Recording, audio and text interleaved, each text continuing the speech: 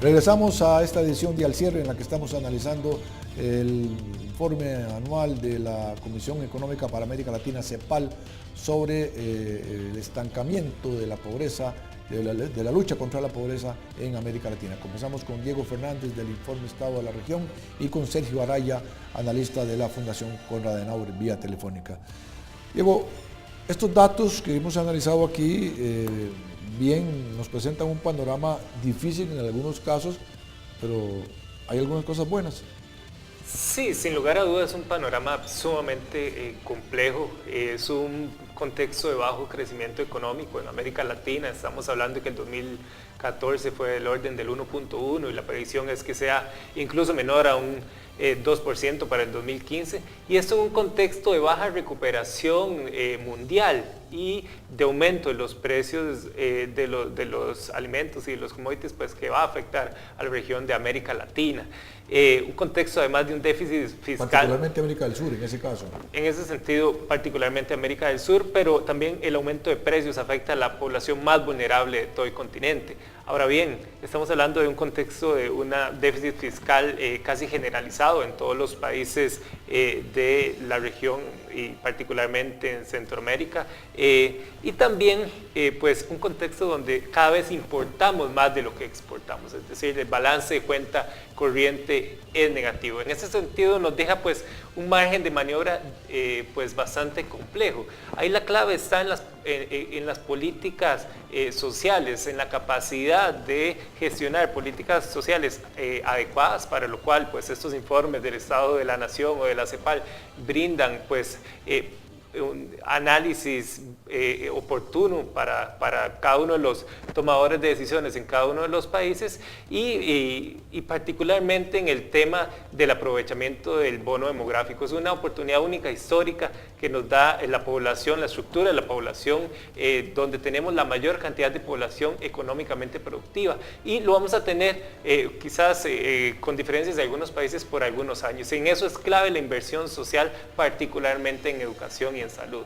Y sin embargo, en esto estamos tarde. América Latina está invirtiendo cerca de $450 en educación por persona, mientras que los países de la OCDE o más desarrollados están invirtiendo cerca de $2.000, con diferencias abismales. Costa Rica invierte $700 por persona, mientras que Nicaragua tan solo 70, 10 veces más. Entonces, pues tenemos que aprender de algunas buenas prácticas de algunos de los países, por ejemplo, el crecimiento económico en Panamá, la inversión social en Costa Rica, la disminución en la pobreza en El Salvador. Son algunas buenas experiencias de las cuales pues los países tenemos que tomar nota y en ese sentido pues imitarlos. Qué bueno. Sin embargo, Sergio, a lo que usted se refería anteriormente, el tema que usted se refería anteriormente, el caso particularmente de Costa Rica, cuando encontramos algunos sectores, los que damos clases en las universidades, nos damos cuenta de eso, que hacen una inversión grande en materia de educación y encuentran después cómo insertarse en el mercado laboral, nos van creando otro problema adicional al que ya tenemos. Efectivamente, porque la visión tiene que ser integral y efectivamente cada actor tiene que desarrollar lo que le compete, pero al Estado le corresponden una gama de situaciones muy relevantes. Tiene, como bien decía Diego, en lo social, que fortalecer, que hacer más eficiente, más eficaz cada dólar, cada colón que emplee en la asignación de programas sociales, que ojalá vayan acompañados de toda una serie de políticas y programas tendientes a que las personas sean cada vez más autogestionarias, pero paralelo a ello tiene que haber una política efectiva de promoción de actividades económicas, de atracción, de inversión con valor agregado, de productos, de generación de productos con valor agregado, de tener una mayor capacidad de capitalizar las ventajas comparativas y las ventajas competitivas que se tienen.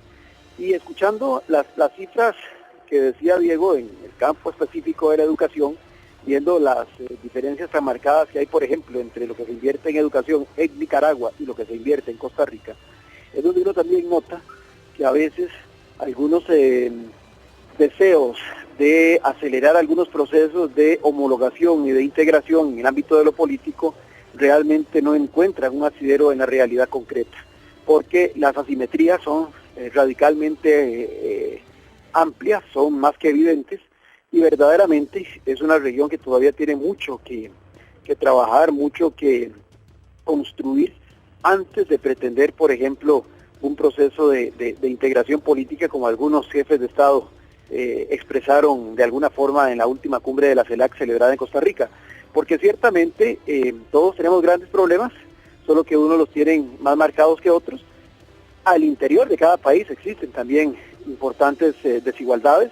Esos datos dados en forma integrada en el caso costarricense, imagino que ya desagregado por regiones y por provincias, da también algunos resultados que encienden las lucecitas amarillas, entonces, o cuidado y si no rojas. Entonces ciertamente hay mucho por hacer y la verdad, como bien dijo Diego, hay que capitalizar que este es el momento ideal para hacerlo, cuando tenemos una suficiente cantidad de personas que pueden considerarse población económicamente activa, porque en algunas décadas esto se va a reversar y la situación va a ser todavía más compleja, con una base productiva menor a la base de adultos mayores que requerirán atenciones y más. Muy bien, Diego. Más capital social. Muy bien, Sergio. Muchísimas gracias por tu participación. Con todo gusto. Con todo gusto, Ricardo, Diego y a todas y todos los que amablemente nos sintonizaron. Diego, muchísimas gracias. ¿hay esperanzas más allá de lo que hemos visto aquí?